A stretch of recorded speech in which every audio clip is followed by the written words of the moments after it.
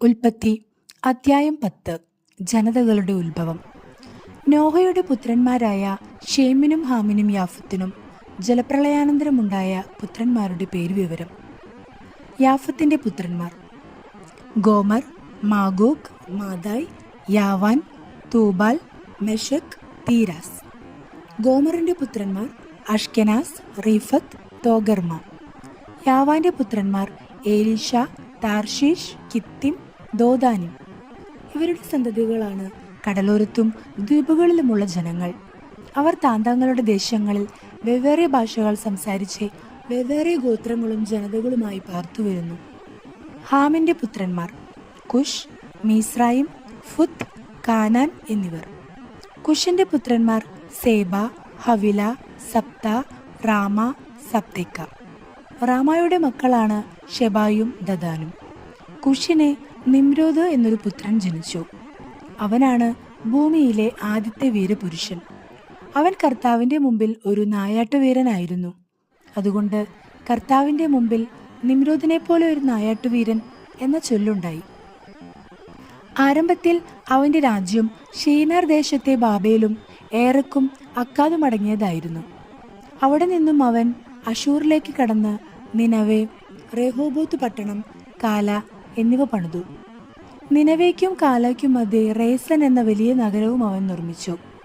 മിസ്രയീമിന്റെ മക്കളാണ് ലൂദീം, അനാമിം, ലഹാബിം, നഫ്തൂഹിം, പത്രൂസിം, കസ്ലൂഹിം, കഫ്തോറിം എന്നിവർ. കസ്ലൂഹിമിൽ നിന്നാണ് ഫിലിസ്തീനയുടെ ഉത്ഭവം. കാനാന് കടിഞ്ഞൂൽ പുത്രനായി സീദോനും തുടർന്ന് ഹേത്തും ജനിച്ചു. ജബൂസ്യർ, അമോര്യർ, ഗിർഗാഷ്യർ, ഹിവ്യർ, അർക്കിയർ, സിന്യർ, അർവാദിയർ, സെമറിയർ, ഹമാത്യർ എന്നീ വംശങ്ങളുടെ പൂർവികനായിരുന്നു കാനാൻ.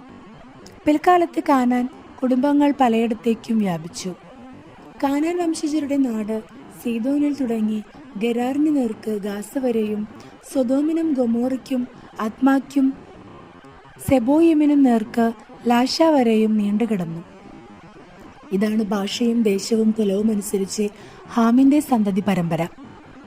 യാഫത്തിന്റെ മൂത്ത സഹോദരനായ ഷേമിനും മക്കളുണ്ടായി. അവൻ ഏബറിന്റെ മക്കൾക്ക് പൂർവ്വപിതാവാണ്.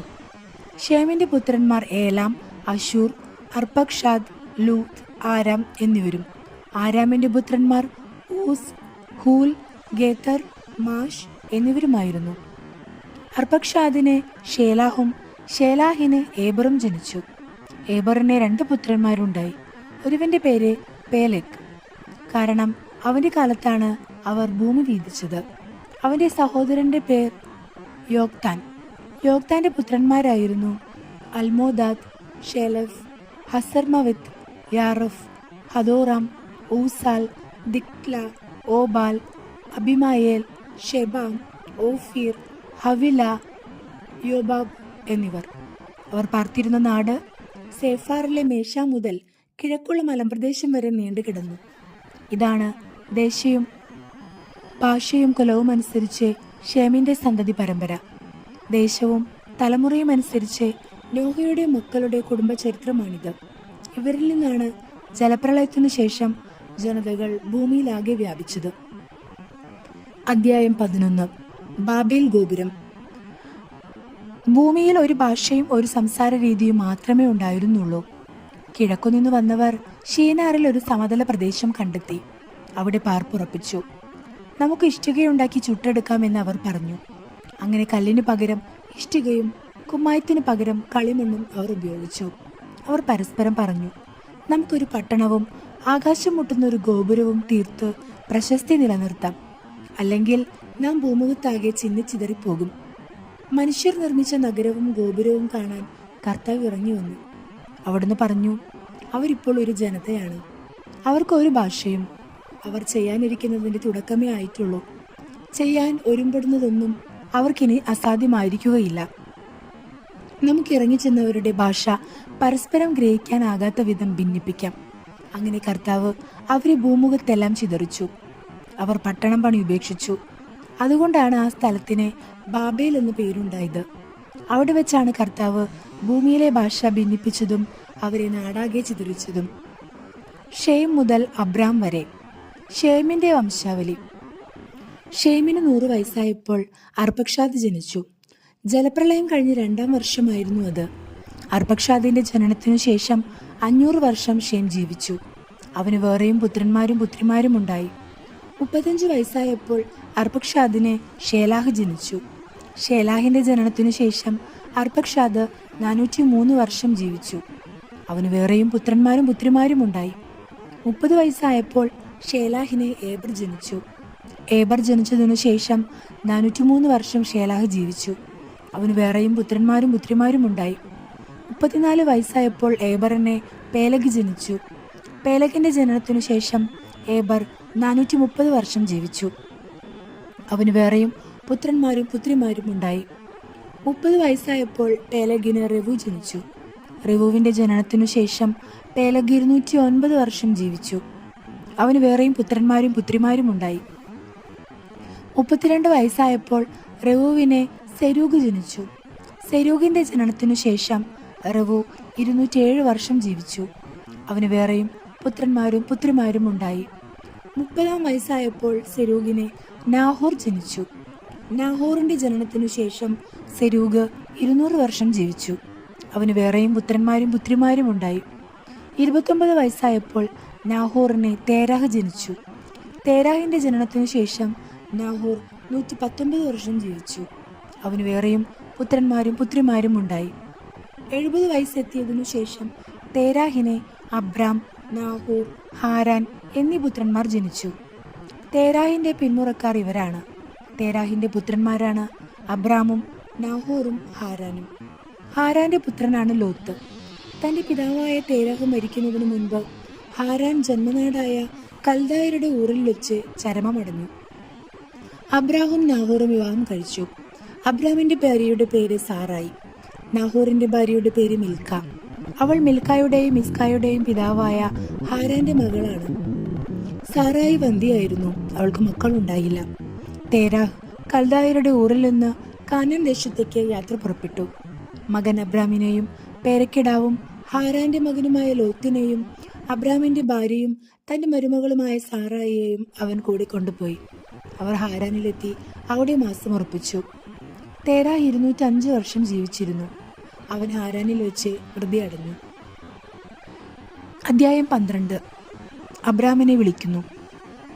കർത്താവ് അബ്രാമിനോട് അരുൾ ചെയ്തു, നിന്റെ ദേശത്തെയും ബന്ധുക്കളെയും പിതൃഭവനത്തെയും വിട്ട് ഞാൻ കാണിച്ചു തരുന്ന നാട്ടിലേക്ക് പോവുക. ഞാൻ നിന്നെ വലിയൊരു ജനതയാക്കും. നിന്നെ ഞാൻ അനുഗ്രഹിക്കും. നിന്റെ പേരെ ഞാൻ മഹത്തമമാക്കും. അങ്ങനെ നീ ഒരനുഗ്രഹമായിരിക്കും. നിന്നെ അനുഗ്രഹിക്കുന്നവരെ ഞാൻ അനുഗ്രഹിക്കും. നിന്നെ ശപിക്കുന്നവരെ ഞാൻ ശപിക്കും. നിന്നിലൂടെ ഭൂമുഖത്തെ വംശങ്ങളെല്ലാം അനുഗ്രഹീതമാകും. കർത്താവ് കൽപ്പിച്ചതനുസരിച്ച് അബ്രാം പുറപ്പെട്ടു. ലോത്തും അവന്റെ കൂടെ തിരിച്ചു. ഹാരാൻ ദേശത്തോട് വിട പറഞ്ഞപ്പോൾ അബ്രാമിന് 75 വയസ്സ് പ്രായമായിരുന്നു. അബ്രാം ഭാര്യ സാറായിയെയും സഹോദരപുത്രൻ ലോത്തിനെയും കൂടെ കൊണ്ടുപോയി. ഹാരാനിൽ തങ്ങൾ നേടിയ സമ്പത്തും ആളുകളുമായി അവർ കാനാൻ ദേശത്തേക്ക് പുറപ്പെട്ട് അവിടെ എത്തിച്ചേർന്നു. അബ്രാം ആ ദേശത്തിലൂടെ സഞ്ചരിച്ച് ഷെക്കേമിൽ മോറയുടെ ഓക്കുമരം വരെ എത്തി. അക്കാലത്ത് കാനാൻകാർ അവിടെ പാർത്തിരുന്നു. കർത്താവ് അബ്രാമിന് പ്രത്യക്ഷപ്പെട്ട് അരുൾ ചെയ്തു, ഈ നാട് നിന്റെ സന്തതികൾക്ക് ഞാൻ കൊടുക്കും. തനിക്ക് പ്രത്യക്ഷപ്പെട്ട കർത്താവിനെ അബ്രാം അവിടെ ഒരു ബലിപീഠം പണിതു. അവിടെ നിന്നും ബദേലിന് കിഴക്കുള്ള മലമ്പ്രദേശത്തേക്ക് കടന്നു അവിടെ ബദേലിന് കിഴക്കും ആയിക്ക് പടിഞ്ഞാറുമായി താവളമടിച്ചു. അവിടെ ഒരു ബലിപീഠം പണിത് കർത്താവിന്റെ നാമം വിളിച്ചു. അവിടെ നിന്ന് അബ്രാം നെഗബിന് നേരെ യാത്ര തുടർന്നു. അബ്രാം ഈജിപ്തിൽ. അവിടെ ഒരു ക്ഷാമമുണ്ടായി. കടുത്ത ക്ഷാമമായിരുന്നതിനാൽ ഈജിപ്തിൽ പോയി പാർക്കാമെന്ന് കരുതി അബ്രാം അങ്ങോട്ട് തിരിച്ചു. ഈജിപ്തിൽ എത്താറായപ്പോൾ ഭാര്യ സാറായിയെ വിളിച്ച് അവൻ പറഞ്ഞു, നീ കാണാൻ അഴകുള്ളവളാണെന്ന് എനിക്കറിയാം. നിന്നെ കാണുമ്പോൾ ഈജിപ്തുകാർ പറയും, ഇവൾ അവന്റെ ഭാര്യയാണ്. എന്നിട്ട് എന്നെ അവർ കൊന്നുകളയും. നിന്നെ ജീവിക്കാൻ അനുവദിക്കുകയും ചെയ്യും.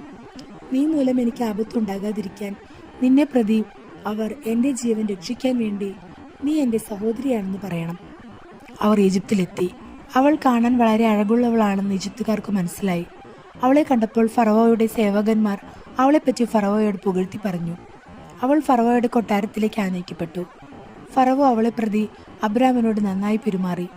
അവനെ ആടുകൾ, കാളകൾ, കഴുതകൾ, ഒട്ടകങ്ങൾ, വേലക്കാർ, വേലക്കാരികൾ എന്നിവ ലഭിച്ചു. പക്ഷേ അബ്രാമിന്റെ ഭാര്യ സാറായിയെ പ്രതി കർത്താവ് ഫറവോയെയും കുടുംബത്തെയും മഹാമാരികളാൽ പീഡിപ്പിച്ചു. തന്മൂലം ഫറവോ അബ്രാമിനെ വിളിച്ചു പറഞ്ഞു, നീ ഈ ചെയ്തത് എന്താണ്? അവൾ നിന്റെ ഭാര്യയാണെന്ന് എന്നോട് പറയാതിരുന്നത് എന്തുകൊണ്ട്? അവൾ സഹോദരിയാണ് എന്ന് നീ പറഞ്ഞതെന്തിനെ? അതുകൊണ്ടല്ലേ ഞാൻ അവളെ ഭാര്യയായി സ്വീകരിച്ചത്. ഇതാ നിന്റെ ഭാര്യ, അവളെയും കൊണ്ട് സ്ഥലം വിടുക. ഫറവോ തന്റെ ആൾക്കാർക്ക് അബ്രാമിനെ കുറിച്ച് കൽപ്പന കൊടുത്തു. അവർ അവനെയും ഭാര്യയെയും അവന്റെ വസ്തുവകകളോട് കൂടെ യാത്രയാക്കി.